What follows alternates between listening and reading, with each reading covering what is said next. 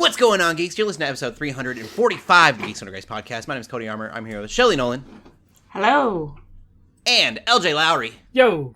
This week, we're geeking out about new games on the horizon. Haha. The Smash Bros. Cinematic Universe, and Amazon doing something that's actually kind of cool, and it's not like just, sending people into space for fun. Yay. But first, Neat. we'll get into video games. I am continuing Chained Echoes. I really don't have an update, so go ahead, LJ. Nice. I've been getting into some multiplayer stuff this week. Me and a buddy of mine, we've been trying to finish Grounded, which is the survival game that's basically like Honey, I Shrunk the Kids, like the backyard scene, but a video game. It's super fun. Like it's been cool. Like basically, we turned off the like hunger and thirst mechanics, so it's been like a really cool a fun adventure game where we've still had to craft and base build and stuff. It's been neat. It's been really cool. They take you to all these areas of the backyard and stuff. Like there's this one area that's like really dangerous because a barbecue is tipped over and there's like hot coals and like lava in air quotes, that you gotta like watch out That's for. Neat. There's so many different bugs you can fight, weapons to craft. And we finally beat it this week. We've been trying, and they do this thing where you just have to like reinforce that your base one last time and fight a bunch of bugs. It was pretty neat. We had these like acorn turrets in one spot. We had these like these walls built out of like mushrooms and stuff like that. It was super fun. But it even has like a story to it now. They really updated the game quite a lot when they put out like the 1.0 release this last year. So that game it was fun to finally beat. And then the other game I feel like I play every few months now on streams with friends is Phasmophobia. I keep playing that, and it's always fun. It's always scary as ever. There's always different scenarios we find ourselves into. But the thing we did this time is, so there's this program thing you can add to your streams called Dixper, and you can use it for horror games so people can buy crates that give them like these things called skills, and it's usually some kind of jump scare or screen effect that can mess with the streamers. Yeah, so it was an added layer of jump scares and other things that messed with us. But it's super fun. It's really cool. Like it makes your streams more interactive and fun, and it's a really neat feature. There's like other stuff you can do, like if you just want to do like fun stuff for other games, like you can have it like change your voice, like you can have it mod your voice, you can have it do all these other fun stuff. So it's not just like for horror games. So but it just added that extra element because there'd be other little things that would happen. And they actually have Phasmophobia specific skills that you can enable that like do things in the game. Like somebody can make a door shut, or like if you have salt down or something, like somebody can put false footprints there, like and make it harder for you to like find out like what the ghost type is and stuff like that. So nice. It's fun. But yeah, that's kind of really been it. What about y'all? Shelley, have you been playing anything else? No, I failed this week to play any video games. It happens. I did other stuff. I play that Chained Echoes every week on our Twitch channel, and I'm glad that I do it that way because I think I would probably get burnt out pretty quickly if RPGs usually kill me, and I'm having a lot of fun with it. And I think it's because I'm streaming it and getting to do the voices and stuff. That's cool. Yeah, super good. Be a little late this week, but I plan to keep playing that, and then planning D&D stuff. We're gonna play the third Sunday in July, and then it'll be every third Sunday of the month. Nice. We're gonna do it monthly. Nice. Cool. And I am probably over preparing, but I'm having a lot of fun. I'm bought a bunch of dice sets and then getting the maps and getting things prepared for that, which should be fun. Never hurts to be over prepared. Yeah. I think there's a lot of things that it's like as far as story goes, like this might not even happen. I'm putting way too much time into this, and so I kind of move on from it. I see, yeah. I know what you mean. Just like, they might encounter the scenario, so I'm going to plan it out entirely just in case. But then they just don't choose that way, and you're like, okay. That's fine. Yeah, like I have a character, and I was really diving into this character that I now love so much. I will probably try to wiggle him in regardless. But I was thinking about it, and I'm like, they might not even encounter this character. Oh, absolutely. But that's some of the fun, at least for me as a DM, I think that's some of the most fun opportunities where, at least when I started my campaign, I planned out a bunch of different NPCs and just kind of figure out, like, oh, how they fit in. Like, there's some I really like, some I feel like might be more important than others. Mm-hmm.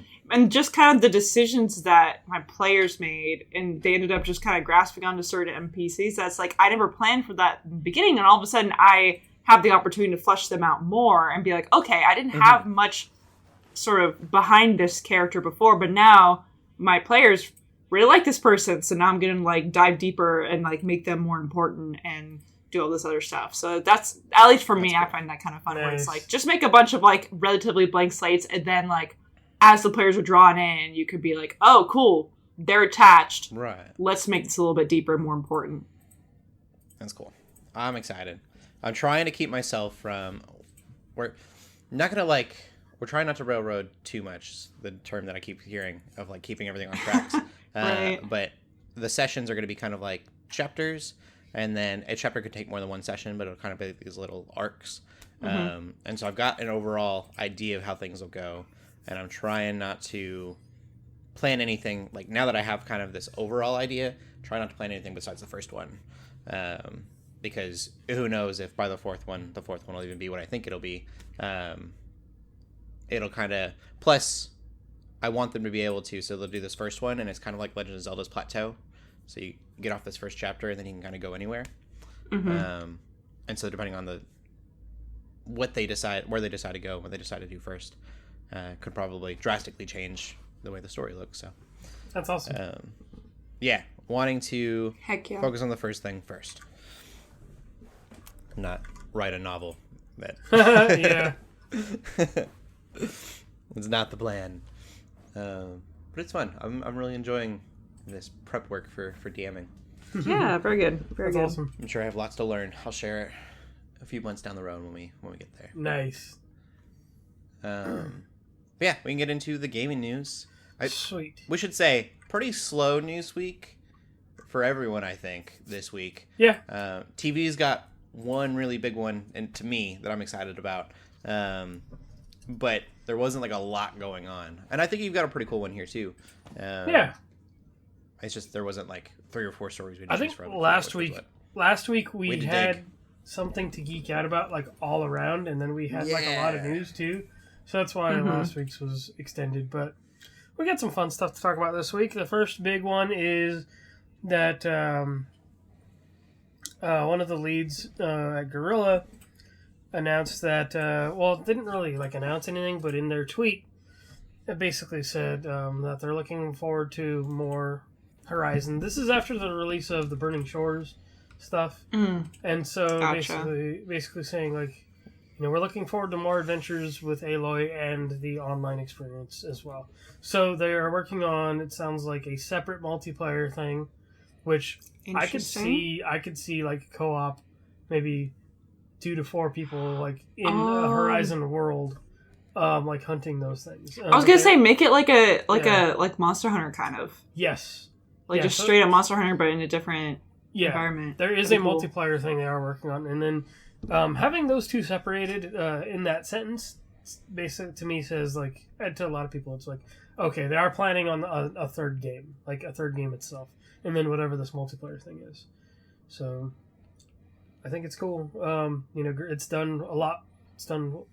This franchise has done a lot for Guerrilla, because it's so crazy to think that Guerrilla just made Killzone for so many years. And this really took them off. Mm-hmm. And I mean, I think honestly, I still remember the insane marketing for Horizon, like when we were at PAX and like seeing the little walker walking around, and then seeing like that person like in that perfect cosplay for Aloy. Like, so they did a really good job, I think, with the advertising and marketing. With like, I mean, it's a very cool and original world too, and they really capitalized on that. They're like, cool. It's like this weird mix of like, it's futuristic but almost seems non-futuristic in like the sort of culture. It's kind of like this weird mix of like, it's very cool. And obviously that's like a huge reason I think I like those games too. Yeah. Is like the actual like world itself is very interesting. But anyway, yeah, good for them. Yeah, so there will be more. Yeah, cool. I need to play the other one still. I think we still got. Aren't they? They're working on like a TV show too. I think also. Yes, yeah, they are. Mm-hmm. Yeah, and it's like such a big because they don't even have to like keep focusing on the characters that we already know and love. Mm-hmm. You could focus on other parts of the country. Expand to that world. Yeah, like you could, because the culture and environment in Seattle, for example, could look way different than near in Colorado where they're at, or like look at New York. I think that'd be super cool to see like those and then Burning Shores super old buildings in Los Angeles, or what was Los Angeles, like yeah, so that area of Southern California. Like and it's interesting because everybody can play it and see these landmarks and places they know of, and it's a cool it's a cool setting. I think it'd be very cool. Oh yeah, just totally different characters, totally different thing. Mm-hmm. I think it'd be easy to do. Okay, maybe not easy to do, but they could do it simply and it'd be effective, I think. Mm-hmm. Yeah. The other news is, I guess we're getting into both video games and tabletop here. Yeah. This one just feels like okay. So today, I guess, I think it was earlier today. I saw this article, but apparently, Call of Duty is being made into a board game. I didn't really look at the details. There is a Kickstarter campaign that's going to be going live later this summer. It doesn't surprise me. I mean, I guess because like we've had a Resident Evil board game. We've had The Last of Us is getting a board game pretty soon here. So many video games are, and I don't know, like everything is adapted into a tabletop game these days, which is I think it's pretty fascinating. It's the new thing. If you name a genre or anything like just something you're into, like there's probably a tabletop game for it. Yeah, I feel like board games in general are like really taking off right now. Yes. Board games are like huge, and they're also quite expensive. Yeah. Yep. That's Yeah. They're, like one of my coworkers will like tell me about like new board games coming up and things like that, and they're just so like, especially ones on like Kickstarter and stuff like that. Like they're just so intricate, so many rules, so beautiful, but also it's like scary to look at. Even like things like Frosthaven, Gloomhaven, sort of that era. Like like a lot of these games, these board games look awesome. And I'm sure they are awesome, honestly. It's just like it's just weird how we are kind of coming into this like era of board games again, right? Yeah. Like I feel it. I feel it upon us. Yeah, it's wild. There's so many that I wish like I had a regular group to play some of this stuff with, but the cool thing that it sounds like what they're doing with this is. Sounds like they're probably going to go into like the multiplayer aspect. Like there's going to be weapons and different maps and stuff. And then I guess different later tiers of the Kickstarter are going to include like a co-op. Like apparently you'll be able to play some kind of co-op mode. And then there's also apparently another tier is they're working on like a zombies variation of it too. So I'm like that seems like a pretty versatile cool board game. So weird though. Because I think of like. It could work because, like, especially Call of Duty, how you're dealing with different weapons, different loadouts, and things. So, I just think it fits. Like to me, I'm like, okay, I can see how that might work, especially with cards and stuff. There's a lot to look out for. I think. I do think that we would be remiss not to mention that our tabletop team kind of kills it. Oh, they're awesome. Our tabletop team is awesome. They're we don't usually brag too much. None of us are doing tabletop stuff on the website, so I can brag on them. I feel like they do absolutely amazing. Not just in the Christian world, but they are kind of killing it just in like tabletop journalism in general. Yep. They're awesome. They're really, really great. Love all of them. Our site is the go-to for some guides as well. Like Derek, he's real into a game called Star Realms. And they use our articles, I guess, that he's done for Star Realms as like official guides on their website. So like anytime anybody wants to know how to play the game, they point to our website for that. Okay, that's cool. Yeah, yeah, it's cool. That's super cool. Mm-hmm. See, yeah, no, they're really great. Yeah. We just had a group of, we got really fortunate, really blessed. A group of the team Geeks Under Grace wanted to just do tabletop, really kind of like just before tabletop started like kind of unleashing again and being really popular again, and so I got like right up in front of that, and yeah, really proud of them. So I don't know if any of them listen or not to the podcast, but we love you guys. Yes. Yeah. So that's gaming news. Cool. We will get into movies then. Shelley, we'll start with you. Yes. Cool. I watched the Dungeons and Dragons movie. Yeah. I did it. I'm so curious what your thoughts are going to be. It was both better and worse than I thought it was going to be. Okay. It was more entertaining and more funny than I thought it was going to be. I don't know, with those trailers, I kind of thought it wasn't going to be funny. I don't know why. Just like campy. I thought it was going to be really pretty bad. Yeah. I thought it was going to be very hit and miss. Like try to hit and miss with the comedy. Yeah. It would just fall flat. Yeah. No, I actually really enjoyed that pretty much all the way through the movie. I was like, oh, no, this is entertaining. Story was a little better than I kind of anticipated. Not like it's amazing or fantastic by any means, but it was, I had low expectations, okay? So it was pretty good. It was like a good D&D story too.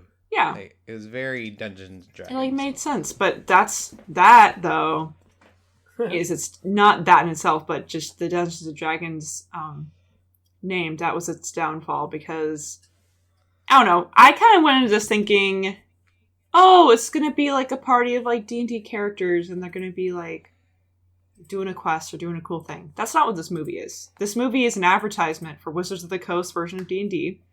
The characters are not real characters that you can play as. They break rules. Yeah. And when I, saw the stat blocks later, they're stat blocks. They're not characters. You can't play these characters. They're NPCs. Yeah. They're NPCs, which makes the whole movie feel way less interesting, because you're like, and obviously it's not like they're doing shots of people like playing the game in real time and like reacting to things. Right. And I didn't necessarily expect that either, but I kind of just wanted like a fun, like, oh, I can see this being a D&D party experience. And it's not, because they don't play D&D. They break the rules. You can, I don't care what the stat block says. You can't do wild shape infinitely. I don't care. Okay? Like that, it was such a stupid complaint. I understand. Like, I'm literally only complaining because I play so much D&D. And like pay attention to those things, and like because I knew this is D&D movie, I'm like, I am going to pay attention to those things. Yeah, there's a moment in which, and I'm not going to spoil it for people, where people have to swim at one point, and one of the characters is wearing full plate mail armor. And in the game, you cannot swim while wearing full plate mail armor. You're gonna sink, just like in real life. Yeah. You're gonna sink. And me and my husband looked at each other and we thought, is this man going to swim or drown? He's probably going to swim, because this is a movie where they break these rules. Yeah. And lo and behold, he swims. And we're like, freaking cool. Okay. They just disregard these rules.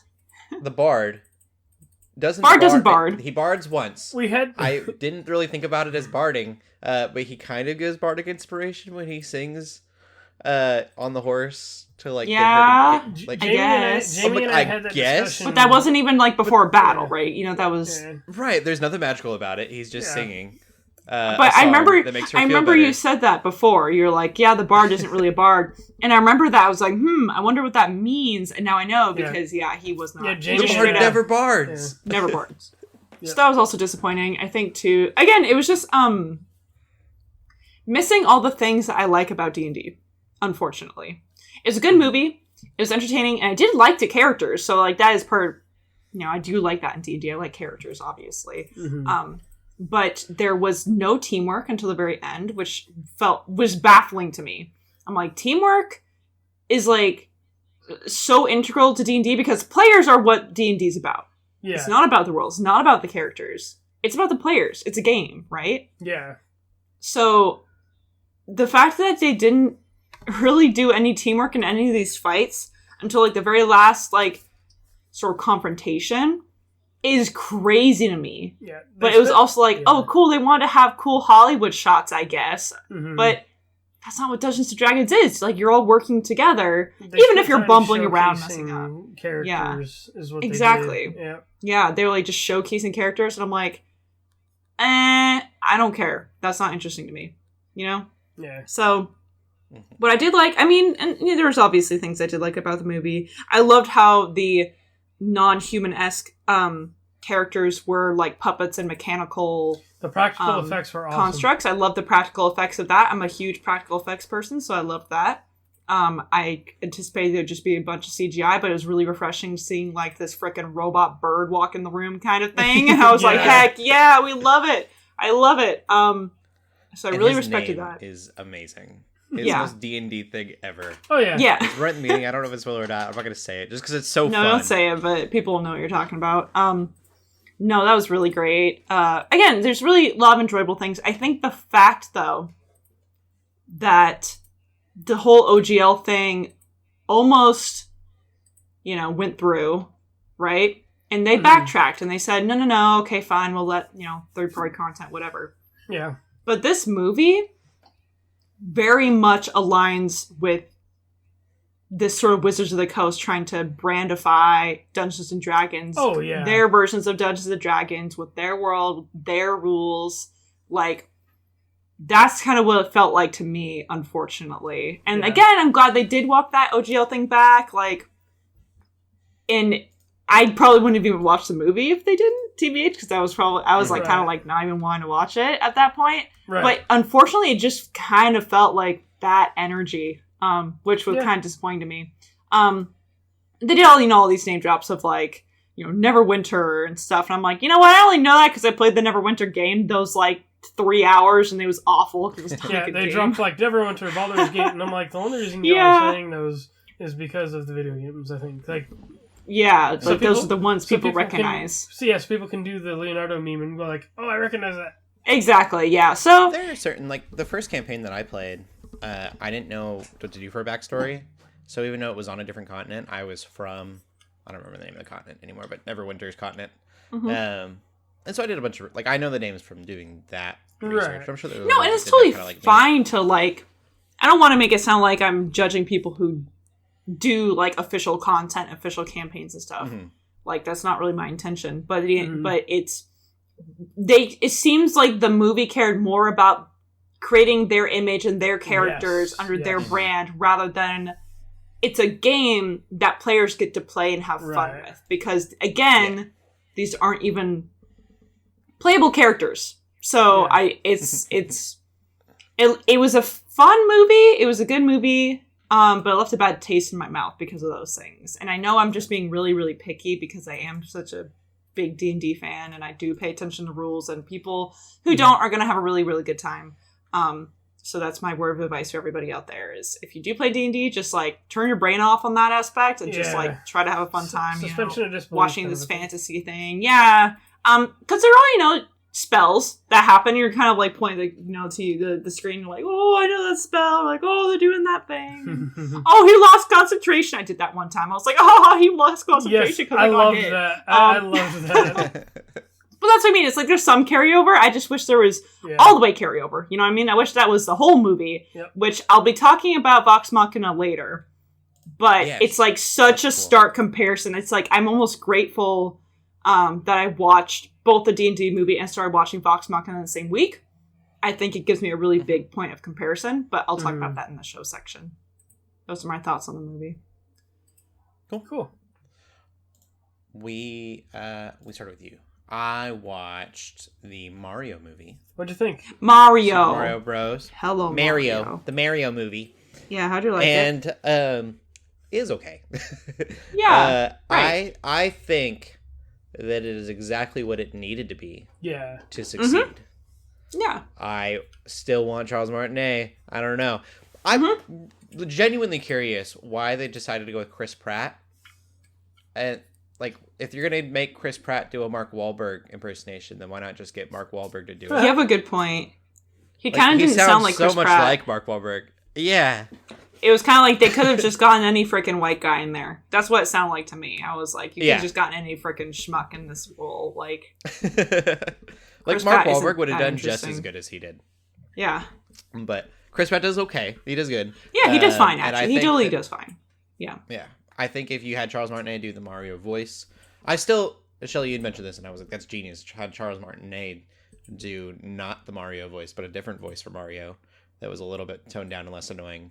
And I think that would have been perfect. Yeah. But you get these big names in there, so people are going to watch because of that. Mm. Mario's got the nostalgia. It's not like this. The story is very much like a Super Mario Bros. Like video game story. Right. Mm-hmm. And then you fill it with nostalgia, and you've got like, it was the perfect money-making movie. Yes. Which usually I'm not like against. Usually I'm like, that's exactly what I want. Bring me explosions and things. But it was just kind of like, it's like they followed a checklist of what they needed to do to make the perfect Mario movie for money. I think I was watching some video, and I don't remember who it was, so I might have been Kirsten, a movie YouTuber I was watching. I think it was him, but he said something along the lines of, that resonated with me. I was like, oh, that totally makes sense. It's like, when you're watching the Mario movie, it kind of feels like you're playing a Mario game. It kind of invokes those same feelings in you. But then it's sort of like, at that point, why not just play Mario? Why is this a movie? Like, there's different things they could be doing with, and I talk about this on the podcast all the time, right? Strengths of different mediums. Yeah. And it's like, that strength of that medium, they didn't really, I don't think, utilize all the way, because I agree, it kind of just felt like you were playing a Mario game. They could have done something a little bit more bold, but you're right. They chose the non-bold. They chose what would make a lot of money, and it totally paid off for them. Yeah. Totally paid they're off doing super well. Yeah. Yeah, I don't know. It's just kind of, it exists, and I'm happy for it. We'll talk about it in the news a little bit, too. It does not get me excited for other movies. I would much rather, if we're going to do a Metroid Prime movie, I would want it to be like a live-action cool movie. Yeah.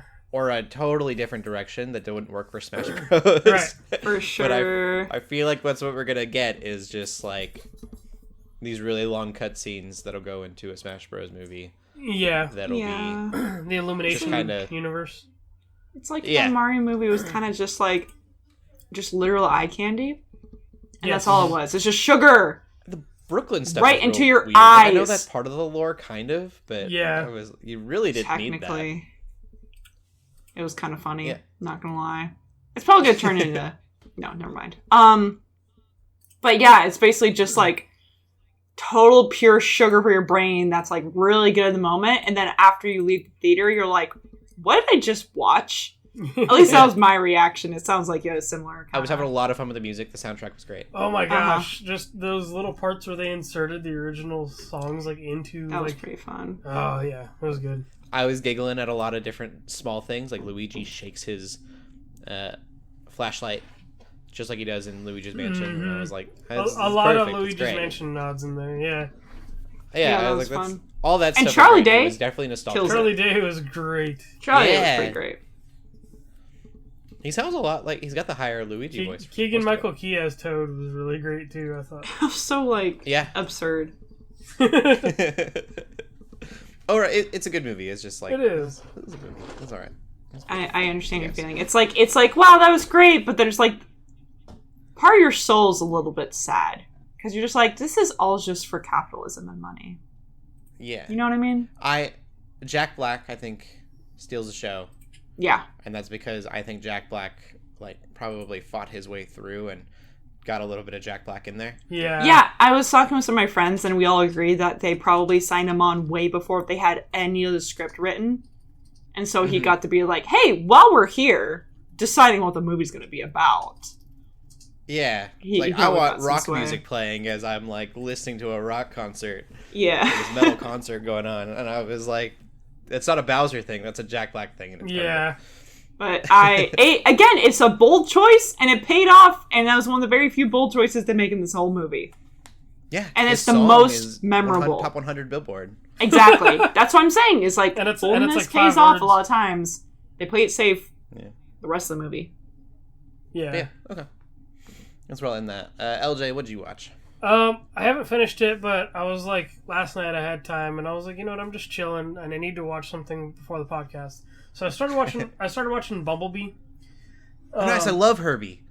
I was making that joke to myself earlier. I'm like, this is like Herbie fully loaded, but like extra loaded, like like automatic loaded. But like it's almost too on the nose. Yeah, like, you got this slug bug and like this.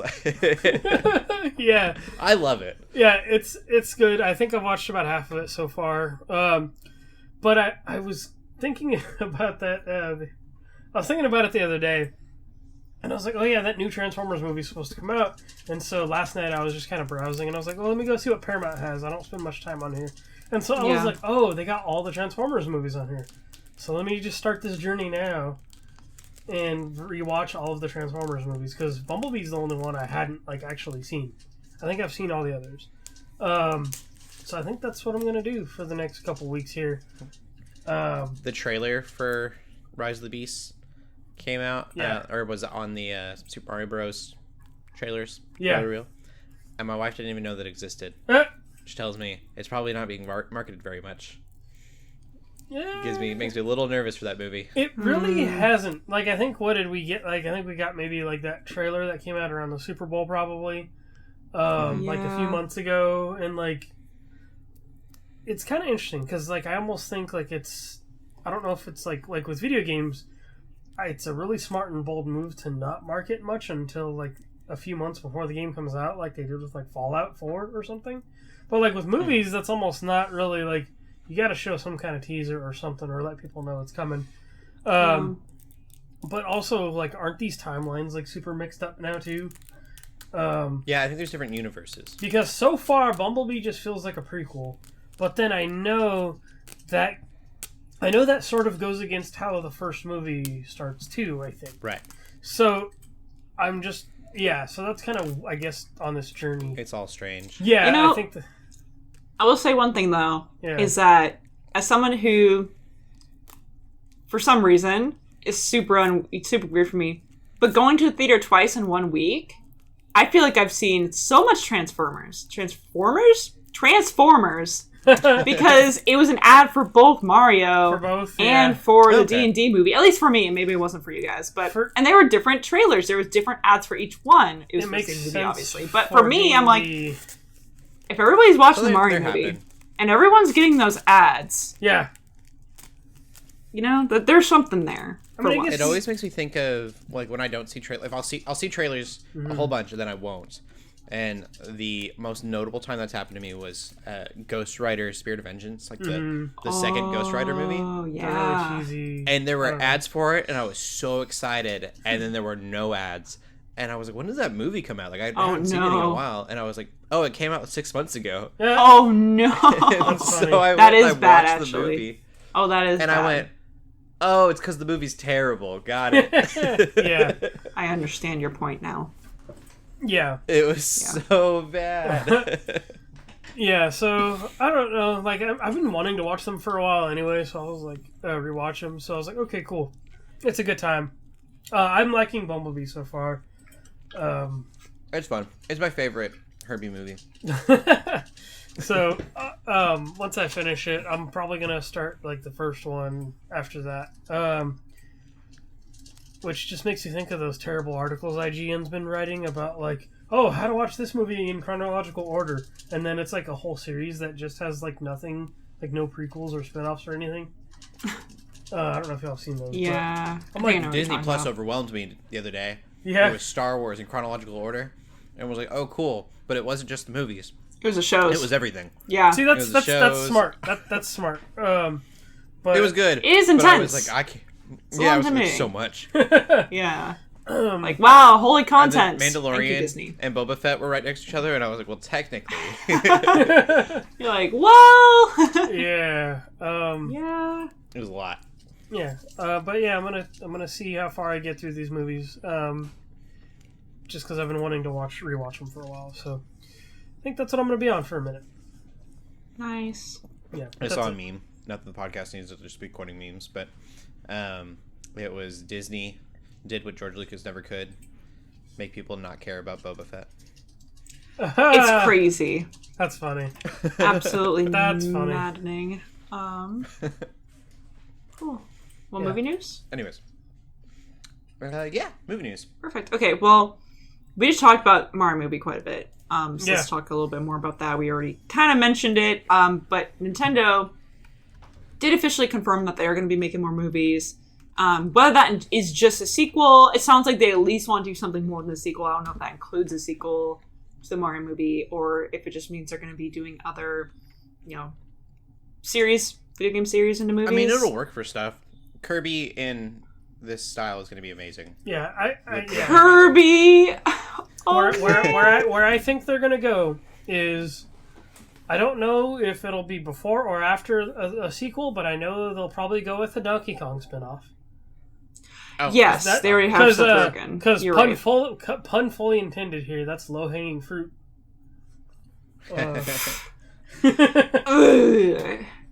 King K. Rool up in there. Are they allowed to do that? That is something I even thought about after leaving the movie. I was like, what if King K. Rool just showed up? He could. I mean, would they be allowed to do that? It's rare. Nintendo still owns the rights to Donkey Kong and all that stuff. So it's like because they had that tropical freeze. Yeah, sounds like a drink. I didn't know. Get Diddy Kong, get Dixie in there. Get Funky Kong, baby. K. Rool in that? The whole DK crew. Yeah, so Donkey Kong, King K. Rool is the main enemy of the Donkey Kong games. Yeah, but he's in Tropical Freeze too, right? Because Tropical Freeze wasn't it? Well, he's not only in Tropical Freeze. Yeah, I believe he is. He's not? He's probably... Oh, I thought you said he only is, and I was like, what? No. I don't know if he is. Because if he is, then he's Nintendo's. That's a good question. He's Mario's... He's like Bowser to Mario and Robotnik to Sonic. He's the main... Yeah. I mean, he got put in Smash eventually, so they have to have some sort of... But they also put Banjo in Smash, so really... Yeah, I don't know. I think they got... I'm not excited for Zelda in this. I would rather an anime Zelda. I want Imagi... But you can't do that and then have a Smash Bros. I want the Imagi Zelda movie, the one that the Ninja Turtles 2007 people were supposed to make. I want that. That looked good. Yeah. Yeah. I think another worry is I feel like now that Illumination has really... attach themselves to the Super Mario movie. Yep. I'm worried they're going to demand to make all the movies. I don't know if it would be Nintendo trusting Illumination with all their movies, or if it would be Illumination saying, hey, you have to make us do your movies, and I don't know. Because I would really hope they would go with other animation. Want to do Smash Bros, which isn't confirmed or anything. Stay within the universe. It's just a joke. So I think... But if you wanted to do that, you would need Illumination to do them all, because you can have all these different art styles, and then... have Smash Bros. Like I said, Metroid Prime, I would rather that be... Yeah. I guess what you would do is you wouldn't make a Zelda movie. You would just have him appear in a Smash Bros. Movie. You can keep it within Universal, I think, because Universal owns Illumination. So I think they would just do that. Oh. And then Super Nintendo World is at Universal Studios also. Good point. Or it'd be really weird to have a live-action Samus Aran, which would be amazing. Yeah. And then have that be in a Smash Bros. Movie with... Illumination's Mario. I think if they do anything Smash related, it's not going to have Samus in it or anything. I think it'll... I bet it does kind of in a Wreck-It Ralph situation. It could. They still could, but I think it'll be Kirby first, easily. It'll be Kirby makes sense. It'll be all the Mario. Kirby would be crazy. Stuff, Donkey Kong stuff, and then I believe Kirby, in my opinion, is then what they'll do after. I need them to do the nutty Kirby lore. The nuttiest Kirby lore ever. Have you ever looked into the lore of Kirby? It's crazy. Kirby's a cosmic being, Thanos. Yeah, dude, I need them to... That, or they need to make, a Right Back At You movie. Years after the show came out. Which I know would not... So that would not be Illumination, probably. I want that energy. I want that, DDD. Yeah. I want that Waddle Dee. I want that one weird snail guy. Yeah. I want that. That'd be amazing. I haven't seen that show in so long. I don't know. I doubt I'm down with the Star Fox. Illumination Star Fox could be okay. Star Fox would be great. Holy cow! You really want the Mother fans to freak out? You do an Earthbound movie. We could do a. We could do a. Fire Emblem would also have to be anime. That's what. Yeah. They really you kind of put yourself in a box when you And like we said, we're completely speculating here with the Smash Bros. Thing. But that seems to be, if you're going to make these movies and they're going to succeed, you're going to want to do a Smash Bros. Movie. I have a feeling it's not going to be... Everyone will go see Smash Bros. It's not going to be as expansive as we think, is what I'm theorizing. Oh yeah, I'm thinking like original Smash Bros. N64 roster. Yes. I also agree but... It has to be very owned by Nintendo. I think at least I know I would love them to do Mario, obviously Donkey Kong. I mean, they got Mario, but then Donkey Kong, Kirby, and then you can maybe do Star Fox. Star Fox would be good. I do think and so. then you think Samus and Link into the Smash Bros. Movie. You don't really introduce them. And what I don't think would work in the same way that the Super Mario movie worked. But I would love a F-Zero movie. I think that'd be a great movie. They had an F-Zero show that was really but people wouldn't know what's going on, therefore, like, they would actually have to make a story. They'd actually have to make it interesting. They couldn't rely on nostalgia, or they couldn't just rely on eye candy, because a lot of people are not much nostalgic for F-Zero, but I think that'd be cool. Good movies. It'd be sick, like a cool racing movie. Yeah. And then you say, hey, this is another Nintendo movie, and people at that point will be like, there's another Nintendo movie, I gotta go see it. Yeah, I guess so. I mean, Marvel pulled it off with like properties that nobody knew about, like Guardians. Like Guardians of the Galaxy, I had no idea, but I would like. So I think that's true. If you build your name up in the cinematic kind of space, then eventually people will just want to go see whatever you're gonna pop out. Give me a Kid Icarus anime besides what we already got. We have like 4 Kid Icarus animes. They need to do that. Nintendo just needs to give all the like anime that would make good anime to an anime company. And just allow them to really just like build those up. And completely separate from these movies.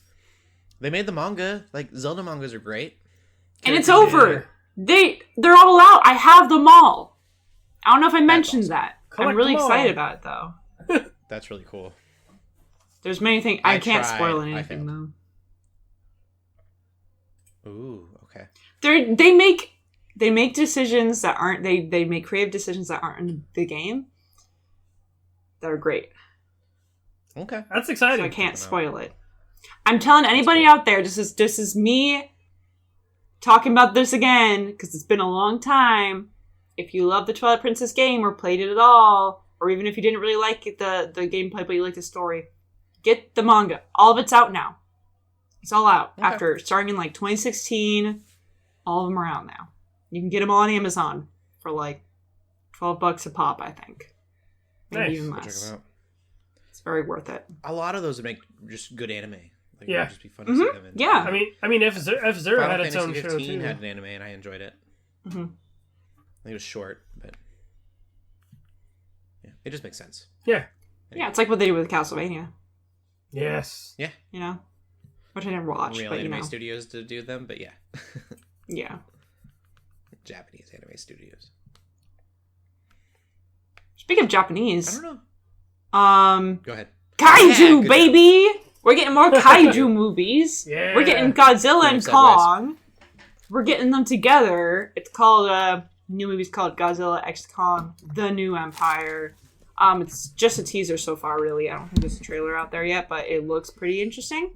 Yeah, it's like a CGI looking. Yeah, it's kind of weird. Thing. They got like the skulls looking at each other menacingly, which is kind of funny, which makes you think that they're going to be against each other, but a lot of people are saying they're probably going to be actually working together against a third threat, a third party kind of new Kong or new... riding Godzilla. We just talked about Kongs today. Oh, yeah. I just realized we're talking about a lot of Kong. A lot of Kong talk. A lot of Kong. But anyway... New movie. Kaiju! I'm excited. I'm just excited for whatever cheesy action comes out of this. LJ, you said there's some... I liked your theory that you heard. Yeah, so what I liked is somebody had said that they could totally do a... because Monarch is obviously the people that keep messing with things in this universe. They could do a new primate kind of character, mm-hmm. but that has... the mix of Godzilla and Kong's DNA, and I'm like, I would be down with that. That sounds like it's almost too Kong looking. I wish, like, once you said that, I was like, man, I really want that's crazy and threatening, spiky. Maybe it's not there yet. Maybe it's evolving. Like the primate that maybe have like different spikes coming out of his back, and maybe he has the atomic breath too. And I'm just like, oh, like a Kong with atomic breath sounds like terrifying. Kongzilla. We've talked about this at Kongzilla. I Google imaged it once, and it did not disappoint. It's cool looking. Yeah. I think it was a toy of it, maybe? I can't remember. Probably a custom toy somebody did. Yeah, that sounds... That would be crazy. That would be menacing. Mm-hmm. And then we need Kong riding Godzilla with an axe made of Godzilla's spikes. And then some kind of shield. And I figured we would be done after Godzilla vs. Kong, so I'm glad that we're getting more. Yeah, I don't expect it to be good. I expect it to just be fully enjoyable. Kongzilla! I mean, the last one wasn't amazing. I really like the actress and like that they had in there. Like, I feel like there was the characters I don't know. They made some of the human characters interesting. I thought, especially the like girl that That first Godzilla movie. Wasn't that Millie Bobby Brown? Am I wrong? There was a girl that was on Kong's team basically, and she actually was deaf and did sign language for the movie. Oh, sick. Okay. So that awesome. I liked that plot line. Godzilla 2, I believe, was Millie Bobby Brown. Yes, and so she was still in Godzilla vs. Kong, but they had the plot. Godzilla 2 was good. Yeah. Godzilla 1 was 15 minutes of Godzilla, and the rest was human characters that we didn't care about. But the little girl, the deaf girl, she was from Skull Island or something like that, or she was like an orphan or something like that, I believe. Yeah. And that was a cool little plot line. We will get into TV now. I almost said news, but we got to do the TV shows that we've been watching. Been watching lots of stuff. Finished Bad Batch. Me too. Which is good. All this clone stuff, and it's Dave Filoni. I'm wondering if it's all going to culminate. We have for sure, Mandalorian, and then Ahsoka is supposed to like culminate into this movie in the end. And I'm kind of wondering if Bad Batch will get its nods as well. You're gonna have to they're gonna do some kind of cameo thing or something eventually, it feels like. I mean, that's enough for me. Yeah. I'll be fine with that. There's some, I don't know, the interesting thing is happening in Bad Batch for sure. Mandalorian season finale. It's over. Yeah. I don't know. It was good. The finale was good. It is good. It's good. It's fine. The show is a bit bumpy. It reminds me a lot of a Marvel show still, where it was very inconsistent. But it ended up wrapping up fine. But just there were episodes obviously that were not good. That's too bad. And I didn't think it needed to wrap the way it did, but I guess now that it's over, it did, so they can move on. But they need to move on now. And I won't say any more than that. But yeah. Hopefully we get a little bit more.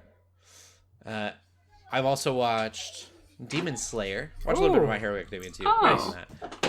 I'm in the entertainment district. We've got 3 more episodes. It's a little bit more risque than other Demon Slayer. Oh no. So just kind of be aware of that. I mean, it's not over the top, but people know how anime can be. It's very anime in its etchiness this season. No. The guy's got 3 wives, and then it's in an entertainment, like a red light district, basically, is where the entire thing is taking place, and so. Oh. And let's just kind of be aware Lovely. of that. Still really good story wise. It reminds me a lot of Fullmetal Alchemist, and I was thinking about that. I don't think it's as good as Fullmetal Alchemist because Fullmetal Alchemist is perfect. Brotherhood at least, and but I think the tone is right for FMA, and we haven't really gotten anything it's quite like FMA since then. It's very goofy, and then it's this very serious world. And then really goofy characters in this very serious world where very serious things are happening. But all the characters are just kind of even though serious stuff happens to them, they're just all kind of silly. I love it. Tonally, if you like FMA, I think you'll like Demon Slayer. And then LJ, what other TV shows have you been watching? Yeah, watching more Rebels. Obviously, we all I ended up on the little Star Wars kick. I'm almost done with season 3, and it's getting.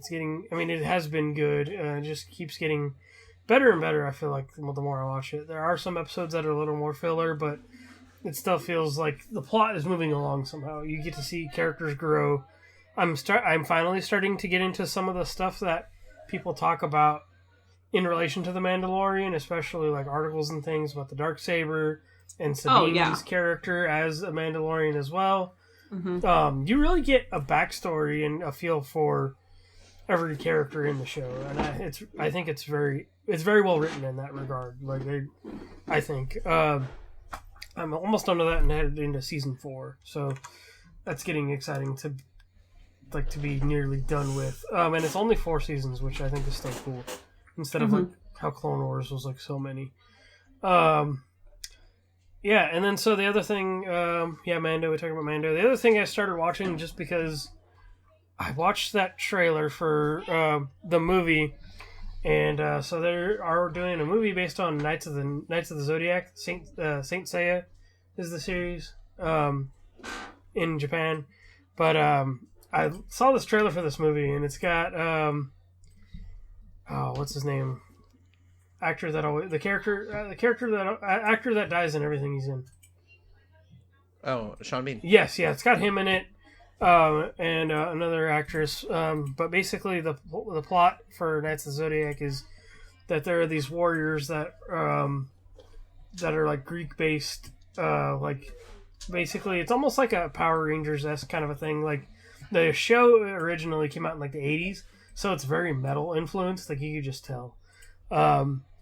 But the movie is basically there's this girl who's reincarnate version of like Athena or whatever, and so basically in the anime there's all these different knights that earn all of these like kind of like the Golden Fleece kind of a things like so all these different armor types from different animals and stuff, and so the main character Seiya, he has the armor of Pegasus, and so the anime is very old. It's very old. They actually put them all just back on Crunchyroll recently. I was trying to find them, and I guess maybe because of the movie, they're like, oh, we need to put these somewhere. So like a lot of anime, they're in the middle of like a tournament arc right now. Like the show itself still doesn't make a lot of sense, just because it feels like they throw you in like a later part of the story. But then there's another anime that almost serves as like kind of like a prequel or kind of like a reimagining of it. So I may watch that. Okay. And then apparently they also did like this weird like 3D remake, I guess, like in 2020. And so I'm like, I'm not gonna watch that. I'm gonna go all the way back to the original. Which apparently Netflix had the rights to this property around that time too. Like all of that, like that show, and apparently all that stuff was on Netflix at one point. So I think Crunchyroll and I think Toei put all the stuff back on Crunchyroll. But the movie looks super cheesy. Like it's just one of those things where like I'm like, oh, this is probably a really bad or really cheesy anime adaptation. I should go watch The Real Thing because like The Real Thing is just one of those older animes that like I knew about but I never watched. So yeah, it's kind of a fun show so far. Super 80s, super metal influenced. But yeah, I'm gonna watch more of it. I think the show is only originally 28 episodes long, so it's not like gonna be a super long commitment or anything. So yeah, and it's all in English dub. So I'll be watching more of it. Cool. Sweet. And then Shelley, what have you been watching? So started and finished one show and started another show. Watched all of Dragon Age Absolution. Super short. Super sweet. Definitely not a very good show, but that's okay. Because I think the entire purpose of the show, from what I can gather, what it seems, is to just be lore and setup for the next Dragon Age game. Like, even from the first episode, they're name-dropping all this stuff. It's very, very set into Dragon Age lore. I can't imagine anybody who... I mean, I know, Cody, you never played Dragon Age, and you watch this, but so it's really hard for me to imagine. More because I didn't... Okay. I find that hard to imagine. I found my entire... I found it kind of like after the first 2 episodes, I'm like, you know what? This show isn't amazing, but what I'm gaining from the show is all the Dragon Age lore and characterization and themes and things like that. So, because they brought in a lot of Dragon Age themes, you've seen a lot of Dragon Age games. You know, they name drop certain things, and they I don't know, it seems like you kind of have to already know some of the context with, like, Tevinter, the mages, the Templars, like, you know, the fact that elves are enslaved in Tevinter. Yeah, there's like a whole there's so much like story. There's a lot going on. That kind of like was like, sure, okay, right, yeah. So I'm like, good for you. I just feel like that would be crazy for me, like, to imagine. Because the mages and Templars thing is huge too. Like there's super big stuff that has happened in that world. Like all the demons. Probably what was happening for me is that the blight and all that overworld stuff really kind of went past my head. Gotcha. So I didn't really I didn't care about that stuff where you guys would have, but I was able to care about the characters because I only understood the characters. I didn't really understand like the people that were in front of me doing the things that they were doing, which totally makes sense. Like they were talking about the Inquisition and stuff, and I was like, I have no idea what this is. Yeah, and that's fine. I was watching with I knew that she was a slave or whatever, and was like, okay, I can. Yeah, and it's easy to pick up, I guess, at that point. But you know, having all the extra context is neat. I'm glad to hear that you were able to still enjoy the show without all that context. I guess extra context that wasn't in the show. What's crazy is that this is a Dragon Age show. Dragon Age is a video game, but this felt more like a D&D show than the D&D movie. You know? These felt like characters that could just exist, that you could just play as. It felt like a real party with all of its chaos and all of its teamwork sort of thrown together. Like, the plans don't always go their way, and things kind of happen. They kind of have to split up, and they kind of do their own thing. They kind of come back, and it's like... It reminded me a lot of Vox Machina. Huh? I don't know if it was just, like, the art styles and stuff. Yeah. Yeah. But I was like, oh, this is, like, serious Vox Machina. Got it. But I watched it before Vox Machina. So I didn't really have that to compare. But yeah, and so I did enjoy it. It's just like, I remember we watched 3 episodes, and I'm like, man, especially that first episode, I'm like, this thing is paced incredibly quickly. Things are just booking, right? Like, how many episodes are there? There's only 6. So we watched by watching 3, watched halfway through the show. I'm like, oh, that makes sense. I think the implications really are what got me excited about it was the potential to see some of these characters in the next game, the potential to see some other characters that were mentioned in the next game. And again, like some of the lore drops that they put down. And we already know the next game takes place in Tevinter, or it's heavily implied that it takes place in Tevinter. So it just made me really excited to play the next Dragon Age game. I feel bad. It's like, it felt like, you know, and again, to compare it to D&D, it kind of felt like a one-shot, but the DM really, really liked one player in particular, and that one player got their whole backstory and got to be the edgy edgelord that they wanted to be.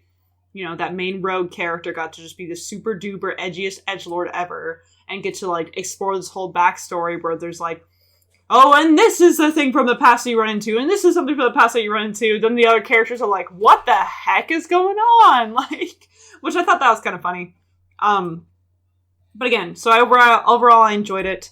But I feel like it'd be hard to watch, generally speaking, if you didn't know Dragon Age. I even know some people who are Dragon Age fans and, like, couldn't get into it, but I think, again, the stuff I took from the show was, like, the implications, like, that's what I got from it. That's what I gained rather than, like, the actual quality shown itself. But, you know, I liked the characters. I did not like the protagonist. Sorry. I liked a lot of the characters. Anyway, I don't want to spoil anything. Did start watching Vox Machina. I think I've only watched, like, 2 episodes. 2 or maybe 3. And, of course, this is very obviously, obviously set on D&D from, you know, Critical Role. I don't know when, like, I don't know at what point this starts versus actual Critical Role. But already just the party dynamic, even just, like, even if you ignore, like, the stuff that they actually do, which if you pay attention to stuff they actually do, I'm like, oh, I do know these spells. I do know these things they're doing. And they seem to be following all the rules, which is cool. Mm-hmm. But even if you were to ignore those things and not pay attention to those things, the party dynamic just feels so much like a D&D party. It's like everyone does kind of have, like, their priorities, I guess. But they all just stick together because, like, that's what they do. And that's what you do in a D&D party, is you're not just going to have, like, unless someone really, really wants to roleplay really hard, you don't just have players, like, leaving the table or, like, having their characters leave for, like, very little reasons, right? Like, even if your characters are all really different, you're going to stick together because you're a party, dang it, you're a little family. And you're going to work through whatever it is together. And even if you have your differences, even if you kind of like knock heads with each other, and you got like the smart guy, you got kind of the meathead, you got kind of like these party dynamics that are very fun and cool. So obviously I heard the show is very good and it is pretty good so far. I'm so glad you like it. I didn't know if you would or not. I mean, I don't know if I like it as much as everyone else does. I think it's fine. I think it's better than Dragon Age Absolution. I think it's better than the D&D movie. Especially when you sort of are talking about, like, D&D related media. Maybe I just need to watch more. I think it's fine so far. But, I think we're probably going to... My husband really wants to keep watching it, so that means we're going to keep watching it. And that's fine. And I'll probably like it more as it goes on. Right now, it's just like, oh, yeah, this just feels like D&D, but why not just play D&D myself? Like... Yeah. I don't know. There's a little bit of that. Less time commitment. No, for sure. And obviously people love Critical Role, and this is going to be the way I consume Critical Role time-wise. Like, I'm not about to listen to... This is the first time that I've watched Critical Role. I'm not about to listen to Critical Role. And maybe that's part of it. 4 hours for a day, and I'm like, I'm not No. And I'm like... And part of me, I think that's probably part of it. It's totally a personal problem. Nothing against Critical Role or Matt Mercer or anything like that, but I just hear so much about Critical Role. That's just one of those things where it's like, I don't want to care about this thing. I don't want to like this thing that everybody else likes because I'm a stupid hipster and I want to be different. I didn't realize how hooked into D&D they were. Like, I knew Critical Role was D&D. I just didn't realize that Wizards of the Coast or whatever. That's D&D, right? Yeah, that what? Who owns D&D? Like, we've been using D&D Beyond. We've been looking at D&D Beyond for doing like campaign planning. And like Critical Role's rules and stuff are an option that is like a free option in D&D Beyond. Because they and I was Matt Mercer did a bunch of homebrew stuff. He made a new class. They actually have made a new entire tabletop RPG that's totally separate from D&D. Yeah, they like just made it. That just got announced recently, didn't it? So no, they know their crap. Like seriously, they know their stuff. You get D&D Beyond, and like just by getting an account, you have Critical Roles, like access to Critical Role stuff immediately. And I was like, it makes sense. It's smart for D&D to have done that, but that surprised me. I didn't realize just how closely friends they were. It kind of makes sense though. Red vs. Blue, like Halo gave Red vs. Blue, Rooster Teeth like, access to the assets when they started becoming successful because it was kind of this like symbiotic, like they were helping each other get popular. Exactly, yeah. I guess Critical Role is the same way. It was making D&D popular, so D&D is going to help support that. I think another enjoyable part of Vox Machina is the fact that, again, they're all voice actors. And I know most of these voice actors from other roles. So all I hear is Ellie from Last of Us, Teddy from Persona 4, a really beefy Roy Mustang, and Lucina with a British accent. That's all I hear. So when I'm looking at these characters, I'm just like, freaking Teddy over here with British Lucina talking about whatever they're going to be doing next. Like, that's all I hear. So that actually makes it more enjoyable to me, because I'm just like, man, these voice actors in these other roles. And the second season, it's not as apparent, but I really loved 2 in the first season. I could tell like what they rolled. I was like, oh, like you definitely failed a role here. Yeah, see, I'm not quite at that point in this show so far, so I'm kind of excited to see like what that does become, because I know you had mentioned it before too, which I like. I don't know, maybe it's just a very specific scene that I think of. Yeah, it's turned into humor and it's good. It's them failing something really stupid. It's fun. But yeah, it just feels far more like an actual D&D group, which is great. Again, compared to the D&D movie, it's like, this is how you should do it. If you're going to do it, this makes the most sense, I think. That's enough of me talking. I will say, too, things that I've been learning through DM stuff, like learning how to be a DM. Critical Role you brought up the homebrew stuff. There are rules that they homebrewed, and so if stuff doesn't make sense, you can probably look it up and see, like, how, like, why it works for them and, like, what they did to change the rules to do that. It'll be interesting. Yep, I'm gonna give things away if I say more. I will go on to TV news then. We've got a couple things here. One that I don't know if any of us cares about, but we'll talk about it. Somebody does. Somebody listening. Jesus still loves you, even if you're excited about the Twilight reboot TV show coming out. I didn't know this was a thing. It's so like of course. I shared right? the link. I think it was right after we talked about the Harry Potter one, and then all of a sudden I read this article, and I'm like, oh, I should throw this in the podcast chat. Yeah.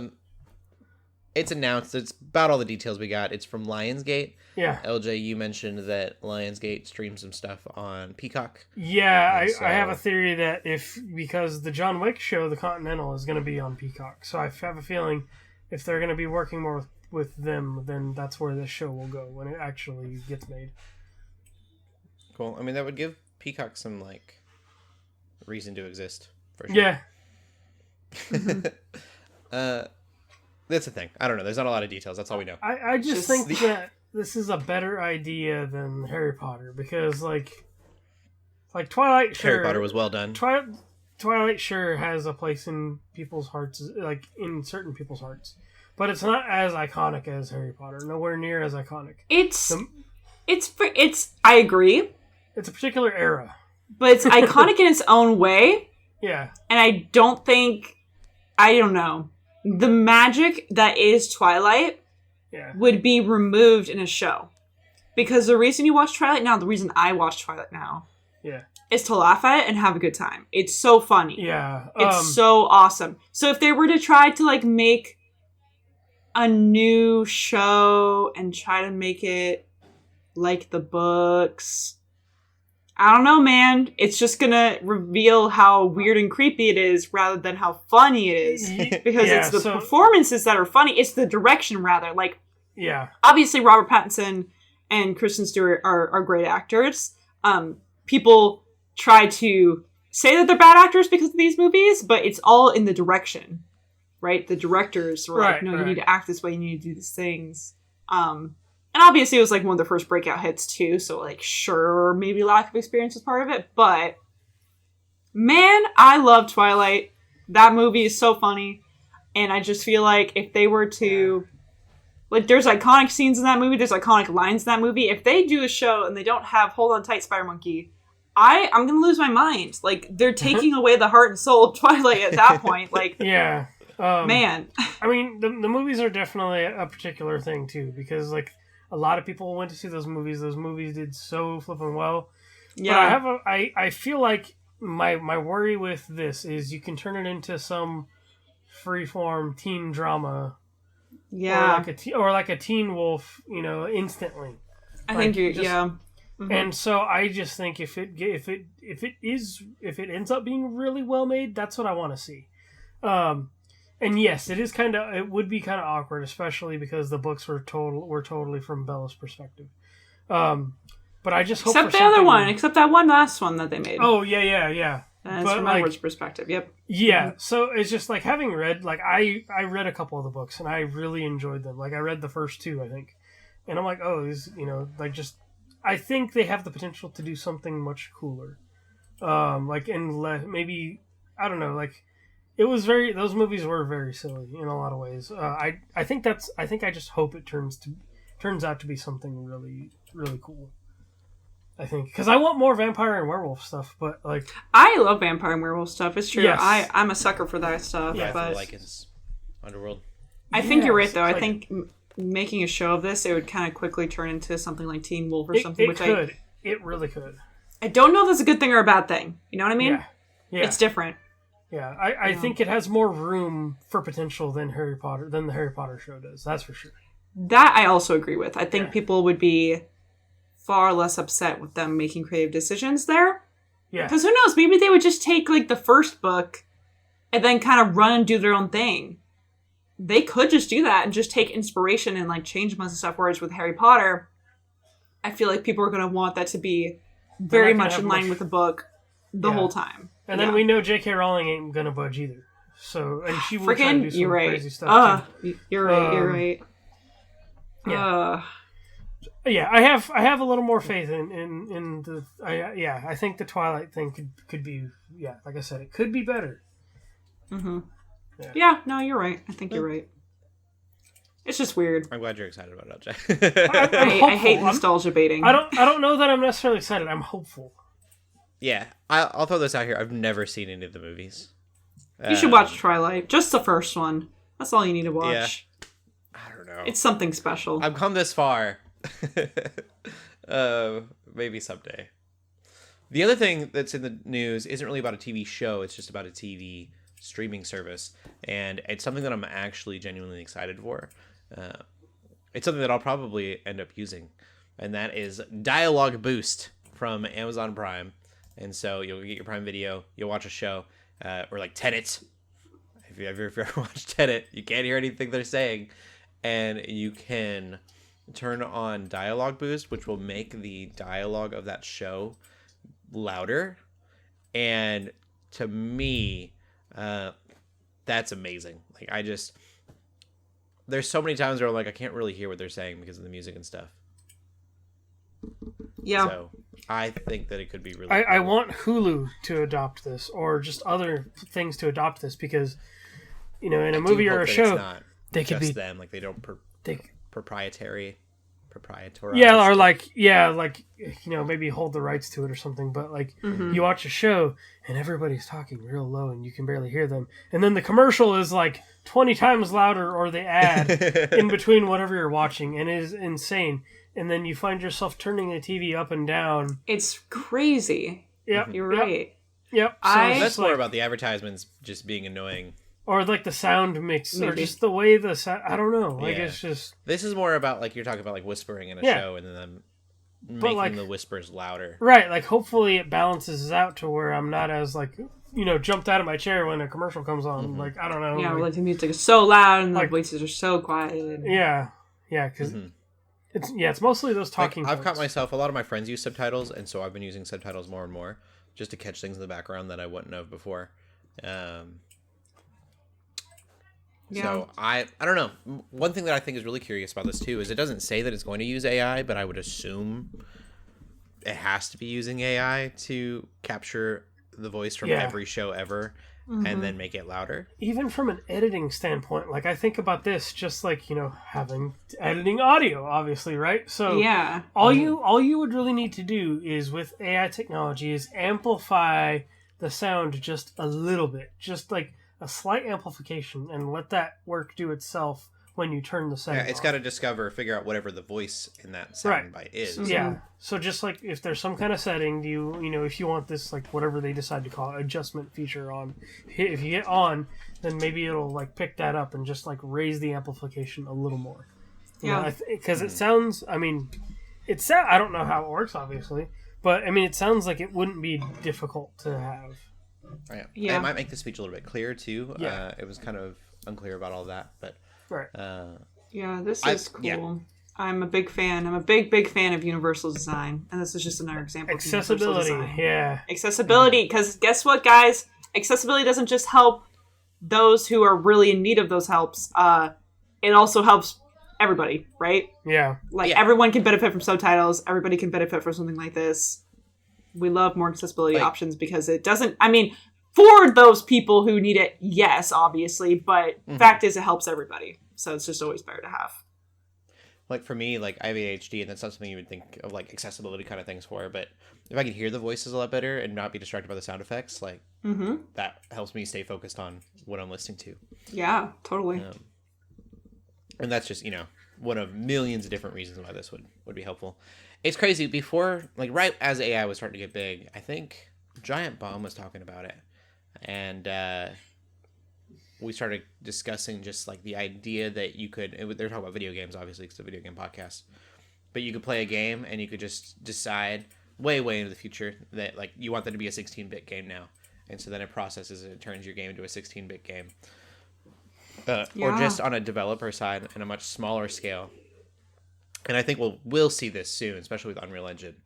And the fact that everyone uses kind of the same engines, that you could just kind of input that this is a foresty area, and then you have like 5 or 6 different trees. Instead of having to sit there and populate every tree, the AI will actually not randomly generate, but make your forest for you and make it look good.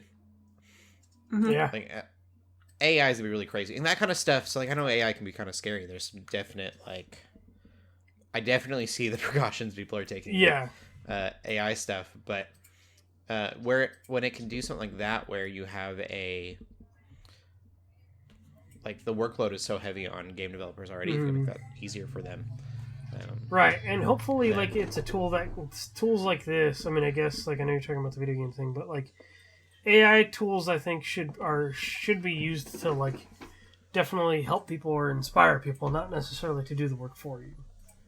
Right. And with Amazon's AI thing, like, this is definitely going to be beneficial for like to actually help people. I think instead of people being suspicious that it's going to collect your data or steal other people's work. It's the first implementation of AI that I've seen that's been a company going, "Hey, we realize that we can use this to make your like quality of life better." Yeah. And not just like a fun gimmicky like picture changer. Or, yeah. I think OpenAI ChatGPT can be used as a tool, but most people use it kind of as like a fun, just a goof chat thing. Yeah. Yeah. People don't really see the tool that it can be. Yeah. But yeah, I don't know. AI is a crazy thing. I think we're going to start seeing more and more AI be used in really practical ways like this, where it's benefiting the whole society in positive ways. Yeah, I like that. You know what this also reminds me of? What I also kind of wish they would do is, besides, and I know what people are going to say, just like turn up the brightness on your TV. But there are some movies and shows that just are so dark that I can't see what the heck's going on. And I kind of wish there was... Green Knight. Yeah, like, I kind of want them to do something like this, but for, like, just brightness and, like... I just am tired of, like, super duper dark scenes, but then, like, super bright the next second, right? Color adjusting, yeah. Color adjusting. Like, I kind of just would rather it be a little bit more balanced. Like, because that's something I've grown really tired of with all these shows. Yeah, it's like, it's just so dark, I don't know what's going on. I'm, like, having to squint. And it's funny, because things like... Or HD remaster anything. Well, see, like, and that's what HDR is, technically. And it's funny, because, like, HDR is not, like, it's supposed to do that. Mm-hmm. But then you also got to calibrate your TVs and all that stuff to do that. So it's like...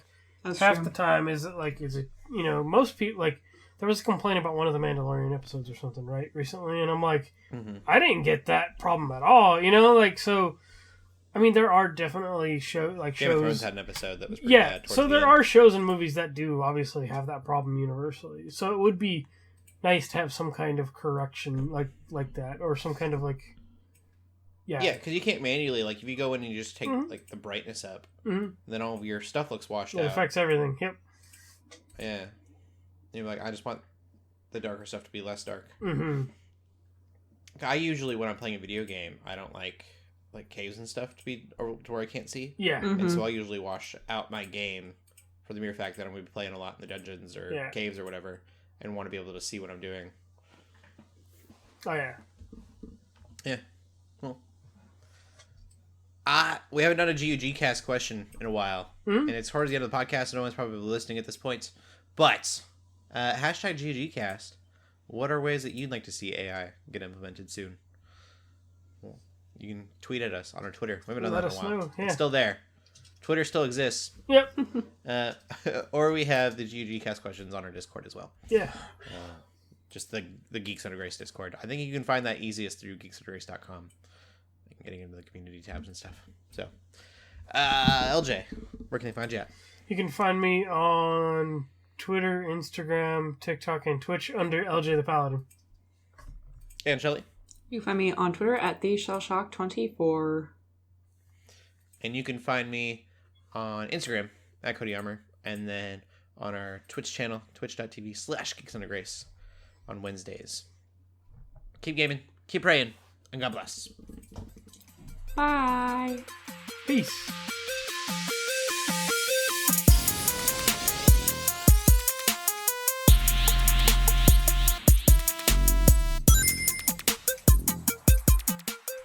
We hope you enjoyed this episode of the Geeks Under Grace podcast. We love hearing from you, so feel free to ask us questions or just comment on the show by using the hashtag GUGcast on Twitter, or by joining the GUGcast questions channel in the Geeks Under Grace Discord.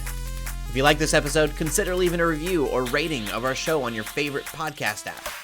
If you want even more Geeks Under Grace, you can always go to geeksundergrace.com. We love you all so much, so thank you for listening.